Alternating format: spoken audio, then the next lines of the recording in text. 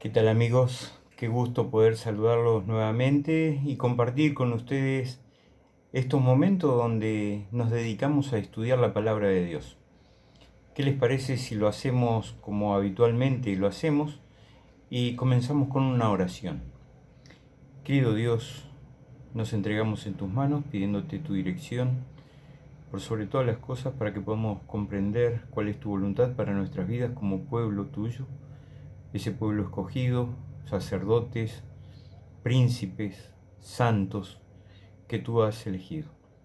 Somos imperfectos, pero nos ponemos en tus manos pidiéndote que nos llenes de sabiduría y entendimiento para comprender cuál es tu voluntad para nuestras vidas. Repítenos vez tras vez cuál es tu voluntad para nuestras vidas, para que podamos caminar de tu mano y prepararnos para encontrarnos contigo muy pronto. Lo rogamos por Jesús. Amén. Bien amigos, estamos viendo un estudio interesante, muy lindo, donde desde el mismo comienzo allá en Deuteronomios, el capítulo 4, que es un poco la bisagra del libro de Deuteronomios, hasta el capítulo 4, fines del 3, nos viene haciendo el relato, la historia de cómo había sido guiado y conducido el pueblo hasta ese momento, hasta ese lugar, por todo lo que había tenido que pasar y sufrir. Pero bueno, ahora eh, el Señor les estaba dando a ellos los estatutos, los principios, los mandatos que iban a regir a partir de ese momento entre Dios, el hombre y el hombre con el hombre. Y en el capítulo 4 y el versículo 8 nos dice: ¿y qué nación grande hay que tenga estatutos y juicios justos como es esta, como es toda esta ley que yo pongo hoy delante de vosotros? Ese era el deseo de Dios, que su pueblo pudiese seguir esos principios, esos juicios justos que ya hemos ido estudiando.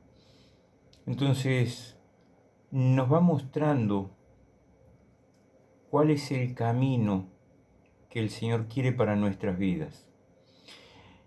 Y dentro de esos estatutos, esos principios, esa ley que el Señor pone ante su pueblo como otra parte de ese pacto que había hecho con ellos, les dice que no deben tocar esa ley bajo ninguna circunstancia. Es decir, no pueden agregarle nada ni sacarle nada.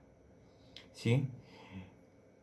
A ver, si nosotros cambiamos en algunos aspectos una palabra, un punto o una coma, la frase puede cambiar rotundamente y podría pasar de que leyéramos otra cosa que no es lo que Dios quiere que leamos.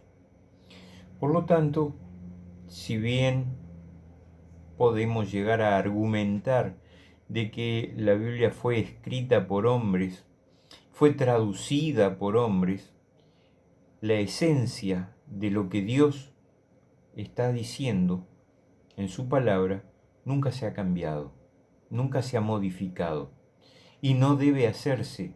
Eso lo explica allí en, en su libro, en este libro de Deuteronomios, donde nos hace ver que no debemos tocar nada de esa ley. Y Satanás se ha ido empeñando vez tras vez en que crucemos esos límites, que lleguemos hasta lo más lejos que se nos pueda permitir, e incluso si podemos atravesarlos, tanto mejor. ¿Qué fue lo que hizo el pueblo? Precisamente eso. Fue estirando de tal manera la cuerdita que traspasó los límites de las murallas de su pueblo y llegó hasta los pueblos vecinos y se enredó en las redes de Satanás, donde el alcohol, los vicios, las mujeres, el adulterio, la fornicación, fueron incluso hasta la adoración a ídolos de esas otras naciones, fueron llevando a aquel pueblo a estar en la situación que Dios le comenta a su pueblo que no deben hacer. Y es lo que nos presenta el día lunes, cuando veíamos Baal Peor. Baal era ese dios maléfico que con los brazos extendidos y con fuego ardiendo en su interior era capaz de achicharrar en segundos a un niño o incluso a un adulto. Era el deseo de Dios de que no fuesen un pueblo lleno de chascos, lleno de fiascos, sino que fuese un pueblo espiritualmente fuerte, distintivo, diferente. Por eso Él les recuerda de que ellos han sido un pueblo seleccionado, que iban a ser un pueblo de sacerdotes, príncipes, santos, que iban a estar al servicio de Dios. Por eso la advertencia del día martes es: seguid a Jehová vuestro Dios. ¿Por qué? Porque hasta aquí todos aquellos que no siguieron a Jehová ni lo que Jehová proponía, entraron a la tierra prometida. Todos ellos fueron quedando en el desierto. Por eso la idea de que el Señor pudiese estar a su lado, seguir junto a ellos, tratando de que ellos pudiesen vivir una vida plena, llena del Espíritu Santo, era lo que el Señor deseaba. Pero muchos habían desviado el camino. A esta generación el Señor le habla y le dice: a ustedes que me siguieron y que siguen estas indicaciones, a pesar de que el pueblo no funcionaba en una forma perfecta, eran los que habían quedado, eran los que habían seguido de alguna manera, y entonces el Señor tenía mucha confianza en que pudieran llegar a ser esa gran nación, ese pueblo especial escogido para servir y serle fiel. ¿Por qué? Porque el Señor no solamente les quería mostrar a ellos lo que era capaz de hacer por ellos, sino que también lo que el Señor quería era mostrarle al mundo entero, a los pueblos vecinos, la diferencia entre ese pueblo de Dios y el resto de los pueblos. ¿Por qué? Porque el pueblo de Dios tenía juicios justos, tenía un ordenamiento especial, tenía una ley distintiva, era una organización en términos generales que no tenía ningún otro pueblo por más avanzado que éste fuera. Así que esa característica era la que el pueblo debía mostrar ante el mundo. Y imagínense ustedes, Moisés bajando del monte con las tablas de piedra y ver aquel espectáculo bochornoso donde el pueblo danzaba en torno a un becerro de oro. Me imagino la desilusión y la desesperación de Moisés. Recuerden que esa nación grande no era una promesa a ellos, sino que era una promesa que Dios le había hecho a Abraham, a Isaac, a Jacob, y que de ellos serían benditas todas las naciones. Ahora nos encontramos frente a frente con que esta nación grande estaba volcando en cierta forma y sus principios ya no eran los principios que Dios planteaba, sino que eran principios que estaban modificando en gran manera aquellas dos tablas donde el Señor les había dado. Ayer veíamos en cuanto a la sabiduría y la inteligencia, y en los versículos del 1 al 9 del capítulo 4 de Deuteronomios, vemos allí donde el Señor le muestra una vez más a su pueblo lo importante que era estar con Él. ¿Por qué? Porque la sabiduría y la inteligencia no provenían de esos estatutos, de esa ley, sino era en guardarlos y obedecerlos. A ver, cada país tiene sus propias leyes, su propia constitución, cada país tiene su propio reglamento. ¿Qué podemos hacer nosotros? Cumplirlos. Cuando los cumplimos, nos para la policía, estamos en regla, seguimos. No estamos en regla, lo más probable es que terminemos en un lugar donde no nos va a gustar. En esto pasa casi que lo mismo. Si no obedecemos los mandatos, si no obedecemos con inteligencia esa ley, nuestro final va a ser como el del pueblo que, peregrinando en el desierto, se quedó allí en el desierto y no pudo disfrutar de las bendiciones que esa tierra prometida tenía para ellos. La idea de obediencia a esa sabiduría y esa inteligencia la daba Dios para que ellos pudiesen mostrarle al mundo la diferencia que había. Mostrar que ese Dios todopoderoso los había librado de un pueblo que lo tenía esclavizado.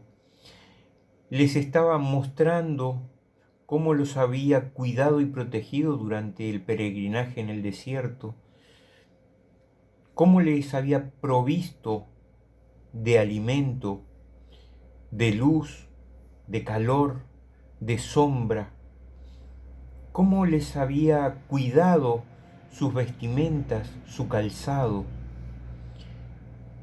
Cuando tuvieron que sufrir alguna peste como la de las serpientes en el desierto, el Señor levantó un asta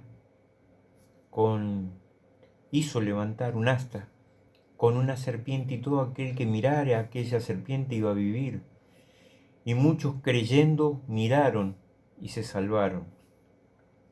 Por eso, la orden de obedecer no es en vano, no es casual, porque cuando no obedecemos hay consecuencias y las consecuencias pueden ser nefastas.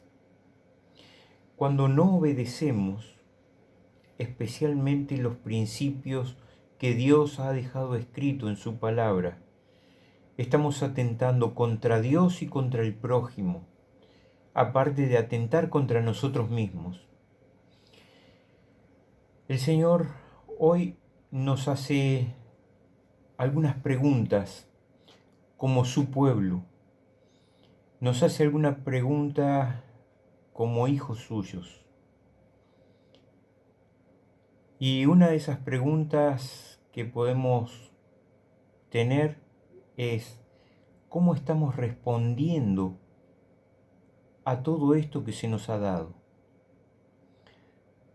Antes podíamos decir que el pueblo podía argumentar que no lo tenían escrito, así que la transmisión de boca en boca había sido deficiente. Hoy no tenemos esa excusa, lo tenemos escrito y escrito está. Es para que lo sepamos, lo recordemos, lo obedezcamos con inteligencia, con sabiduría, porque eso es lo que nos da Dios a través de estas palabras. Qué bien o qué mal estamos proyectando hacia nuestra comunidad esa sabiduría y esa inteligencia que nos da Dios a través de su palabra. Estamos mostrándole al mundo que somos distintos, que somos diferentes, que ese Dios nos cuida y nos protege de todo mal,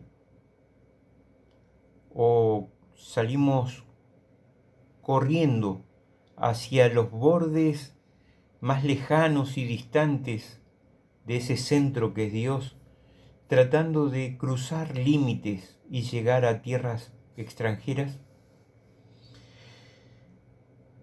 La promesa todavía sigue vigente, mas vosotros que seguís a Jehová vuestro Dios, estáis todos vivos. A ver, todavía seguimos bajo la condena de la muerte. El que nuestro cuerpo pase al descanso no quiere decir con eso de que no estemos preparados o que no nos hayamos preparado para un encuentro con Él. No quiere decir que porque hoy nos toque morir, no lo vamos a volver a ver. No nos está diciendo que el haberlo seguido nos va a mantener vivos hasta cuando Él vuelva. Somos seres humanos finitos. Tenemos un principio y podemos llegar a tener un final.